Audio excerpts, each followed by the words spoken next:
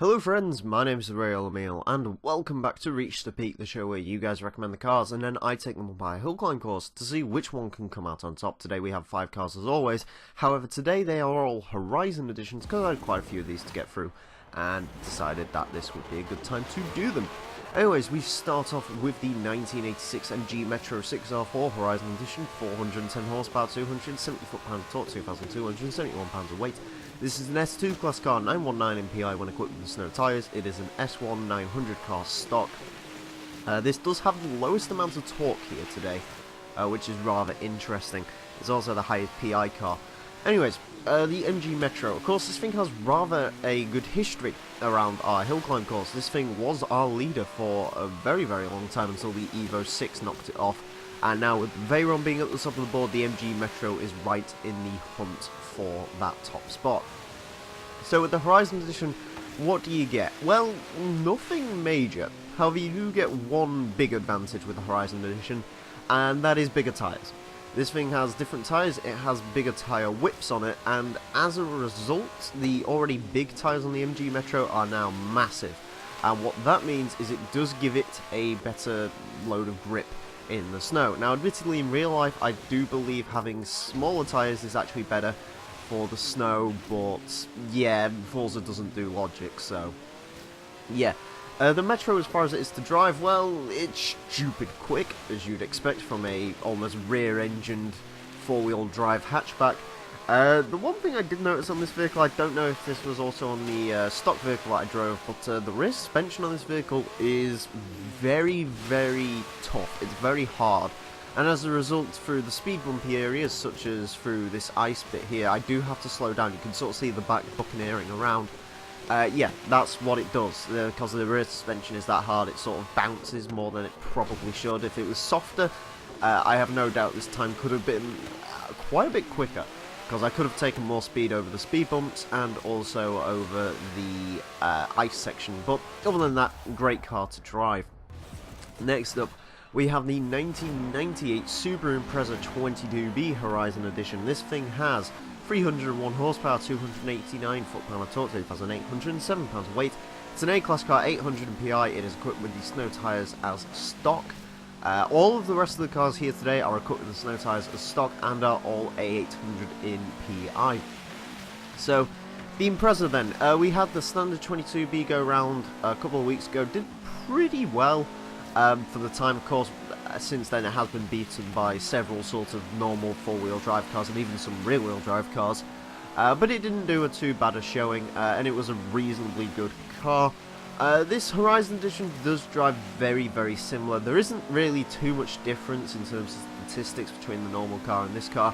This one does have a full roll cage in it, which does mean the chassis is a bit stiffer, but then again the 22B chassis was already pretty rigid.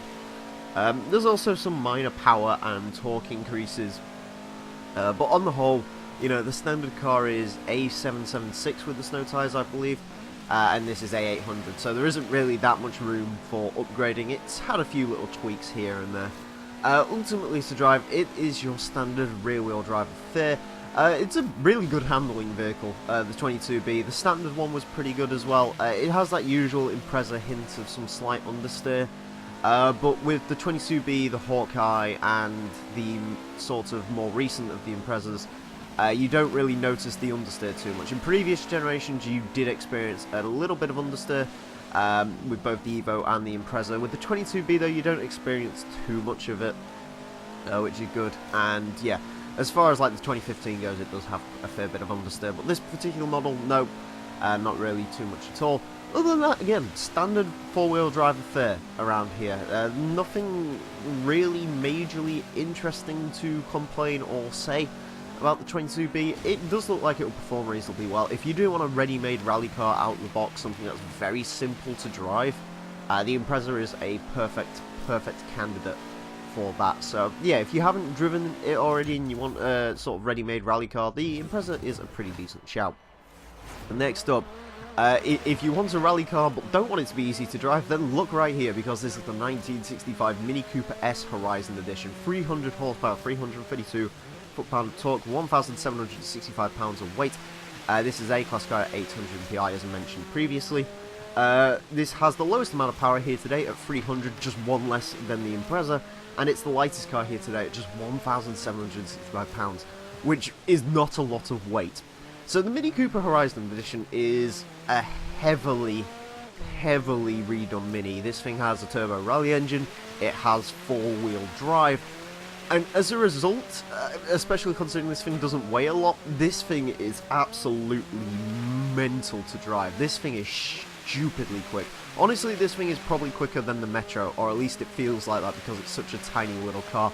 You can just see the speed this thing can take. I mean, look, this is the straight. You know, muscle cars struggle to get up to 130. I mean, the Bugatti is our current leader there with about 126 miles an hour. The Mini was doing 108. We don't really see that a lot often. Now, admittedly, the one downside on the Mini, it is completely uncontrollable. Because of the rally suspension, because it's so light, this thing, it just goes in whatever direction it's going to do. You have a vague, and I mean vague, sort of window of what you can do with this car. Other than that, it's just going to take you wherever it wants to take you. Admittedly, it is stupid amounts of fun to drive. But if it was a little bit crazy, I would say it would probably be a little bit quicker, but even still, I don't care. This thing is absolutely mental, and I love it. I love it. I had an anchoring this car would do pretty well around here, just sort of based on its statistics, and honestly, with the way it drove today, I will be very surprised if this isn't around the top of our leaderboard. It is incredible fun to drive. Check it out. Check the Cooper S Horizon Edition out. It may not be the most controllable car in the world, but it's certainly one of the most fun. Next up, we have a bit of an interesting Horizon Edition here. I don't believe you can actually attain this one anymore, because it was in a Forza font. Anyways, it's the 1980 Subaru BRAT Horizon Edition. It has 309 horsepower, 294 foot-pound torque, 1,828 pounds of weight, A-class car, 800 PI as with the previous. Ultimately, statistically, this is a little bit more powerful than the Impreza. It weighs 1,000 pounds less, though, so it's more equivalent to the Mini in that sense, I guess. The Brat, though, now, out of all the cars here today, this was by far and away the most surprising. How does this thing drive? It's the Mini, but not insane, essentially. Like, this has got all of the aspects of the Mini, like, all of the good aspects, but it's more controllable. Like, this thing is stupidly nice to drive. This thing honestly probably rivals the 22B in how nice this thing drives. It is great, and I mean, look, it's got almost the same straight line speed as the Mini. I mean, again, look, we're getting up to about 105 on the straight. It's just insanely good, which I was not expecting from the Brat. I was expecting the Brat to be a stupid, crazy thing. Admittedly, from statistics, I believe this thing is running a flat 4 Impreza engine. It has had some weight reduction done. But other than that, it's sort of, yeah, four-wheel drive as standard is the Brat. Of course, it's running on snow tyres with the highest possible widths, I would imagine.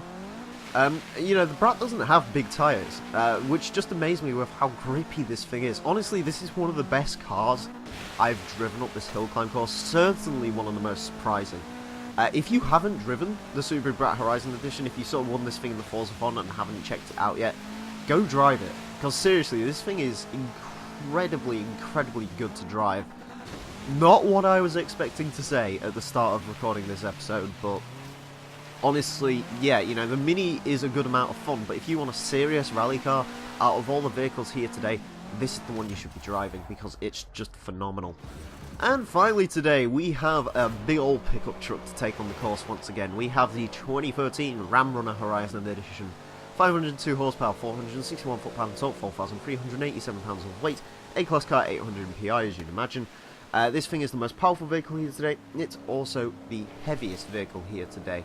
Now, pickup trucks here have had a bit of a mixed bag reception. The Raptor did pretty well, and this Titan concept also did relatively well. But they haven't really been able to sort of overpower the more sort of normal cars. The Ram Runner does look like maybe it'll do it. It is one of the lighter pickup trucks we've ever had around here. 4,387 pounds means it is, I believe, about 1,500 pounds lighter than the Shelby and about 1,000 pounds lighter than the Titan. Obviously, also, it does have a decent amount of power as well. 502 horsepower, you know, for a pickup truck, that's pretty decent. I believe the Shelby Raptor ran about 565. The Titan, I believe, runs about 300, but it has an ungodly amount of torque, so... as far as the Ram to drive, it's pretty decent. It does feel quite heavy. You know, you gotta remember I was driving the Brat just before this, and the Brat is 1,800 pounds, this is 4,400 pounds, so, yeah. Obviously, this will feel a bit heavier. One of the things that did surprise me about this car is the brakes are a bit naff on it. They really don't get this vehicle stopped particularly well. I'm not sure if that's just down to the weight of this vehicle, or maybe the Horizon Edition doesn't include upgraded brakes, which would be a bit weird. But yeah, the brakes on this vehicle just aren't great, which is a bit of a shame. This vehicle could have probably been, you know, a couple of seconds faster given some decent brakes. But other than that, though, it's a pretty decent vehicle. Personally, I'd much rather drive, say, the Titan than the Shelby. The Ram Runner is a cool vehicle, don't get me wrong. But I do prefer sort of the look of the Titan and the Raptor. That being said, though, certainly not a bad vehicle. If you do get this vehicle, you get this vehicle by completing all 160 stars in Blizzard Mountain. It certainly won't upset you as a prize, but it also won't blow you away particularly. Anyways, that is that. On to the times, and, well, we have a new leader. The MG Metro 6R4 goes into first with a 158.923, knocks off the Veyron and breaks the 2-minute barrier, which is good. The more surprising news, however, Subaru BRAT Horizon Edition 8 for 204.558. It beats the previous fastest A-Class car we ever had, which is the Warthog. It almost beat the RS200. I was willing it on to beat the RS200, but it just couldn't quite do it. Insanely quick time from the Brat there. That honestly surprised the hell out of me, and just look at all the stuff it beat as well. Fantastic vehicle. Moving down the board some more, we find the Mini Cooper S in 15th with 207.160, beats the Focus Gymkhana, which is pretty decent. The Ram Runner also puts in a really good showing, going in 17th with a 208.295, does beat the 458 Italia Upgrade Hero, does beat the A45 AMG as well by about 2 seconds, which is really good. The Impreza is the slowest car today, going into 23rd with a 212.699. Does beat the Lamborghini Countach. It's about a couple of seconds up on its stock variant. Ultimately, there's not too much difference between the Horizon Edition and the normal car to really make the time, you know, become much smaller. Anyways, that is it for this episode of Reach the Peak. As always, if you guys would like to recommend cars for me to use up the hill climb course, then simply type them down below in the comments section. With all that being said and done, friends, thank you all very much for watching. Mine has been the Real Emile, and until next time, farewell.